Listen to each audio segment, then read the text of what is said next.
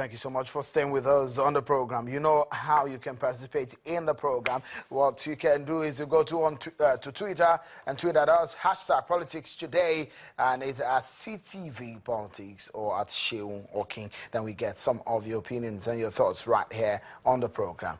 Let's move forward now. For several months, the Kogi State House of Assembly has been drawn in battle for the soul of the legislative arm of government after a series of controversies over impeachment of some principal officers, which were allegedly removed by, some say, 5 lawmakers.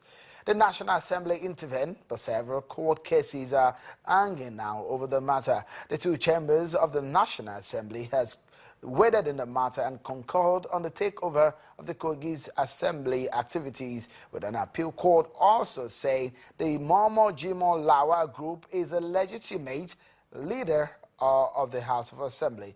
Since then, who presides over the sitting and which of the assemblage is legal has been the debate. Yesterday, the whole matter took another dimension as the military and the police were locked in the mix of the controversy. Reports reveal that the security operatives went as far as pointing guns at each other in protection of the different sides they stood for. Today on the program, we will hear from the 2 sides on the matter. But quickly, let me remind you of some of the things that has happened in the past on this matter.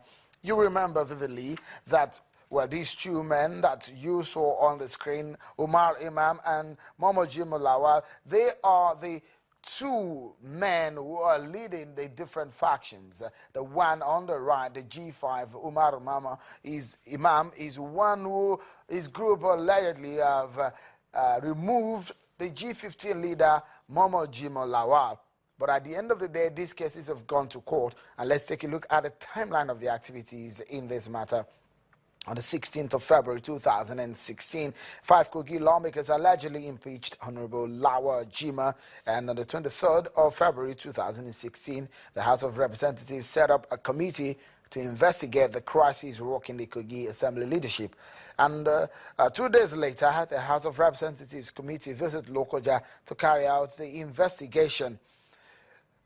The next month, on the 9th of March, the House of Representatives deliberated on committee's recommendation, and at the end of the day, the Senate concurred with the House of Representatives' recommendation on the takeover of the Kogi State House of Assembly. But then, there's been several court cases from the different groups in this matter.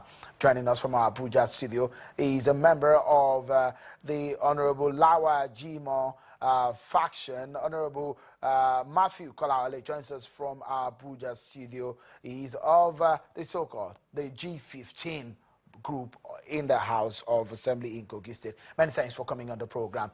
Something interesting happened yesterday, which of course some people said may have led to the could have led to the loss of lives yesterday, with a kind of scenario which played out.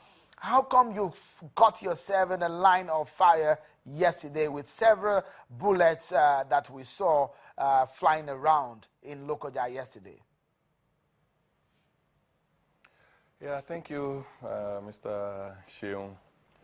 It's unfortunate the situation we find ourselves in Kogi State House of Assembly, that at the moment we saw what we call political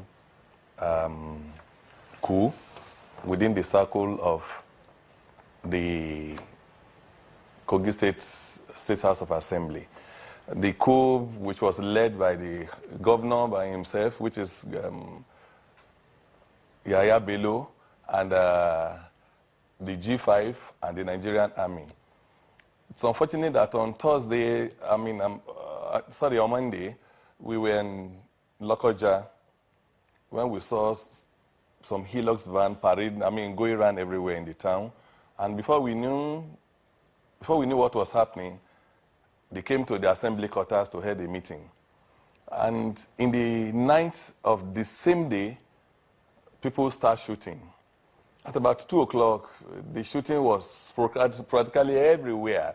And we have to start running within our room to save our life. So we had to call the police that same day. The police now drafted men from C Division to come and protect the assembly. And on 16 in the morning, the G5 went to the government house to meet with the governor. And after their meeting, what we saw was a coastal bus with the G5, and with the clerk of the house and his deputy, and those who are loyal to them, with soldiers, drove to government house. And before then, we had contacted the commissioner of police that we wanted to sit. And the commissioner of police told us that both factions, which he called, will not sit that day. That what we should do is that because of the security nature of the state and the tension is so high, and we asked him what tension, he said, well, as far as it's concerned, we are not going to sit. So, but when we learned that these people was led by security, by the army, we had to go to the house ourselves.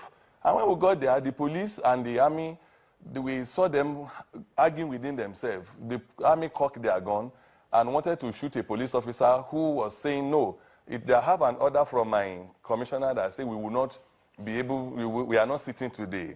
But unfortunately, the soldier too, the police too, cocked his own gun, and I think their leader now had to call the commissioner of police to inform him what happened.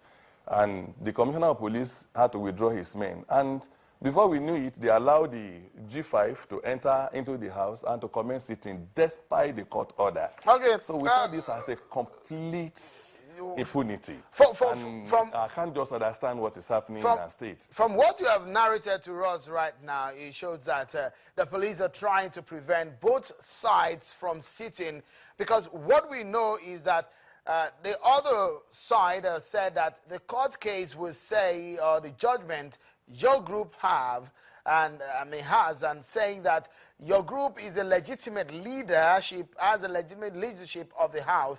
There is an appeal on that case.